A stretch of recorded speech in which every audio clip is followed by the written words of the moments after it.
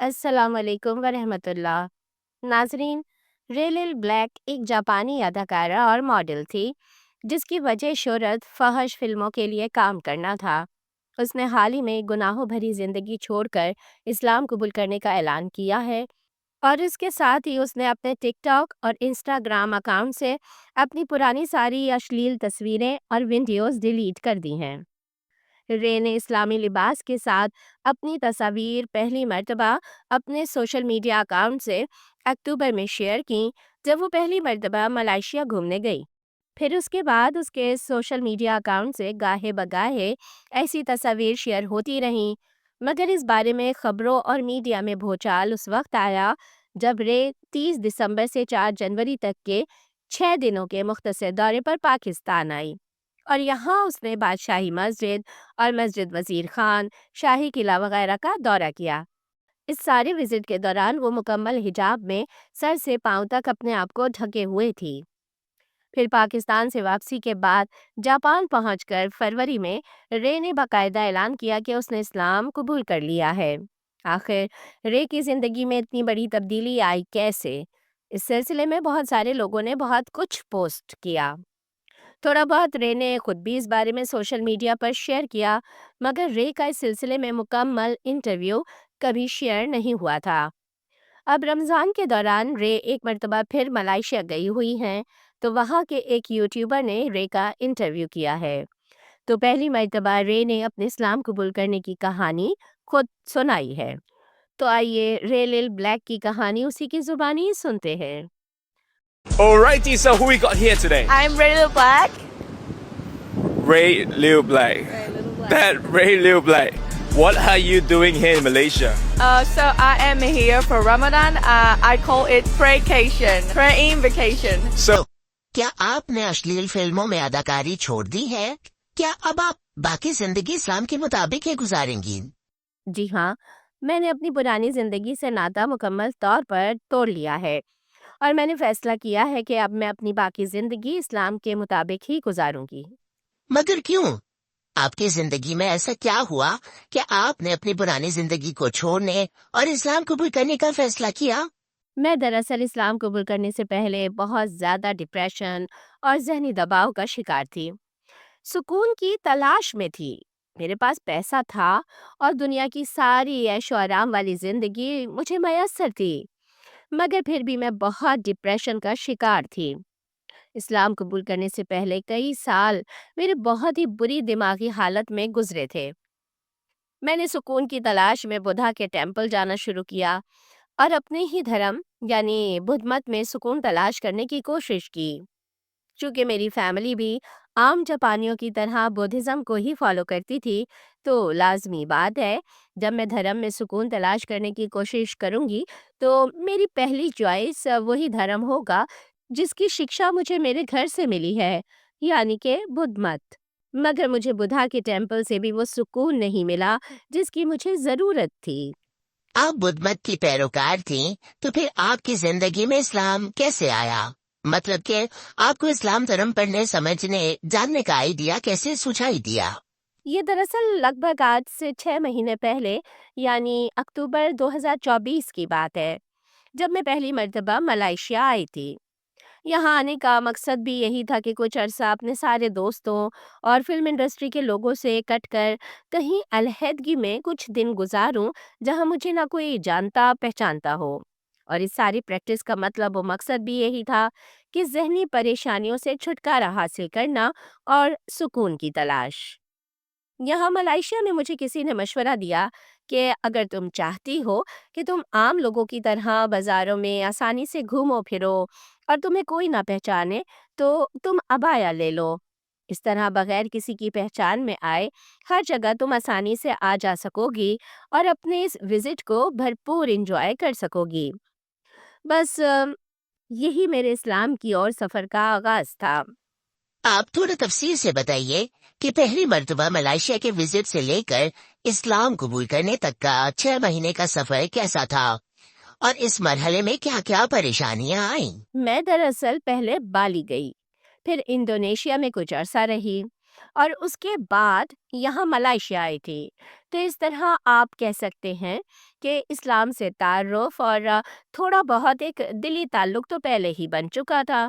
پھر یہاں ملائیشیا میں مجھے کچھ اچھے لوگ ملے جو بہت ہی نائس لوگ تھے اور کافی حد تک اسلام پر عمل کرنے والے لوگ تھے، جنہوں نے مجھے انسپائر کیا، اور میں نے زندگی میں پہلی بار یہاں ملائیشیا میں عبایا لینا شروع کیا، جس نے مجھے پہلی مرتبہ ایک عجیب سے تحفظ کا احساس دیا، اور مجھے یہ لباس کافی پسند آیا۔ یہ اللہ کی طرف سے اچانک ہی ایسی صورتحال بنی کہ مجھے ملائیشیا کے بعد تھائی لینڈ جانا پڑ گیا۔ اگرچہ یہ سب اللہ کی طرف سے پلاننگ کے تحت ہو رہا تھا، پہلے میرا انڈونیشیا، اس کے بعد ملائیشیا آنے کا پروگرام نہیں تھا، اور دوسری مرتبہ میرا تھائی لینڈ جانے کا کوئی ارادہ نہیں تھا، مگر اللہ نے میرے لیے یہی سب کچھ طے کر رکھا تھا۔ تو یہ سفر ایسے ہی ہوتے چلے گئے۔ تھائی لینڈ کے ساؤتھ میں جہاں میں گئی تھی، وہاں مسلمان بہت کثیر تعداد میں رہتے ہیں، یعنی وہ مسلم آبادی کا علاقہ ہے۔ تو ان سارے سفروں کے دوران میں مسلسل مسلمانوں کے درمیان میں رہی، جہاں سے مجھے اسلام دھرم اچھا لگنے لگا، اور میرے دل میں شوق پیدا ہوا کہ اس مذہب کے بارے میں زیادہ گہرائی سے معلومات حاصل کی جائیں۔ تو پھر اگلے 6 مہینے میں نے اسلام کو پڑھنے اور سمجھنے میں لگائے۔ شروع میں میرا اسلام کو پڑھنے کا مقصد اسلام قبول کرنا نہیں تھا، بلکہ میں اسے صرف اس لیے پڑھنا چاہتی تھی کہ میں مسلم معاشرے میں زیادہ اچھے سے گھل مل سکوں اور ان سے اچھی دوستیاں قائم کر سکوں، کیونکہ مجھے پہلی مرتبہ ایسے اچھے لوگ ملے تھے جو میرے جسم کے یا میرے حسن کے بھوکے نہیں تھے۔ پہلی مرتبہ مجھے ایک انسان کی طرح دل سے رشتہ جوڑنے والے لوگ ملے تھے، اس لیے میں ان سے زیادہ اچھی اور گہری دوستی کرنا چاہتی تھی۔ تو آپ کا اسلام قبول کرنے کا ارادہ کب بنا؟ کب آپ کو یہ احساس ہونا شروع ہوا کہ یہ دین میرے لیے پرفیکٹ ہے اور مجھے اس کو قبول کر لینا چاہیے؟ دراصل اسلام کو پڑھنے کے دوران مجھے وہ سکون ملنے لگا جس کی مجھے تلاش تھی۔ میرا ڈپریشن اور ذہنی دباؤ کم ہونا شروع ہو گیا۔ میں مساجد میں وہ سکون حاصل کرنے لگی جس سکون کے لیے میں بدھا کے ٹیمپل جاتی تھی۔ وہ سکون مجھے ٹیمپل میں تو نہیں ملا تھا، مگر مجھے مسجد میں مل رہا تھا۔ اس دوران میں نے خدا سے کنیکشن کو محسوس کرنا شروع کیا۔ میں نے محسوس کیا کہ یہ وہی راستہ ہے جس کی مجھے پچھلے کئی سالوں سے تلاش تھی۔ میں نے اس دوران عبادت کرنا سیکھا۔ میں نے سیکھا کہ خدا سے دعا کیسے مانگتے ہیں۔ میں نے سیکھا کہ انسان کے لیے گاڈ سے کنیکشن بنانا کیوں ضروری ہے۔ میں نے گاڈ کے کنیکشن میں ایسا سکون محسوس کیا جیسا سکون دنیا کی کسی لذت یا کسی انجوائمنٹ میں نہیں تھا۔ اس کے بعد میں نے فیصلہ کیا کہ اگر مجھے اپنی زندگی سکون سے گزارنی ہے تو مجھے خدا کی طرف جانے والے راستے کو ساری زندگی کے لیے اختیار کرنا ہوگا۔ بس اسی لیے میں نے اسلام قبول کیا، اس پر عمل کرنا شروع کیا، اور آہستہ آہستہ میری زندگی پرسکون ہوتی چلی گئی۔ اگرچہ دنیا بھر کے میڈیا کو تو اس خبر نے چونکا ہی دیا تھا کہ رے نے اسلام قبول کر لیا ہے، مگر آپ کے پیرنٹس اور فیملی کو جب پتہ چلا کہ اب آپ باقی زندگی اسلام کے مطابق گزاریں گی تو ان کا کیا ری ایکشن تھا؟ چوک تو میری فیملی بھی گئی تھی مگر میری فیملی کا ری ایکشن نیگیٹو بالکل نہیں تھا۔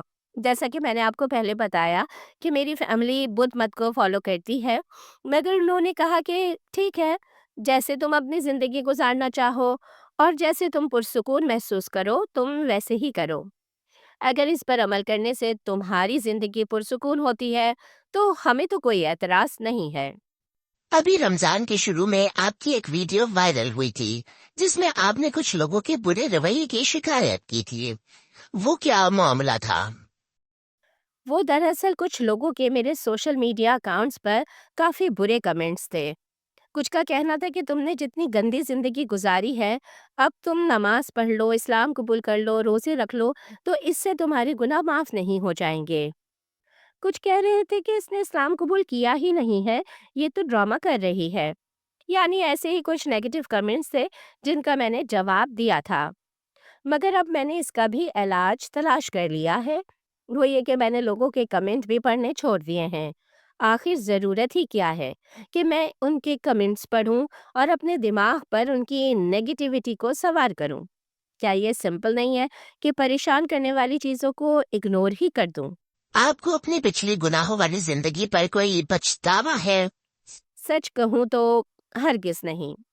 وہ سب اس وقت کیا جب مجھے اچھے برے کی تمیز نہیں تھی۔ اس وقت میری پریورٹیز پیسہ کمانا تھا۔ دوسری بات یہ کہ اگر وہ زندگی نہ گزاری ہوتی تو آج میں مسلمان بھی نہ ہوتی۔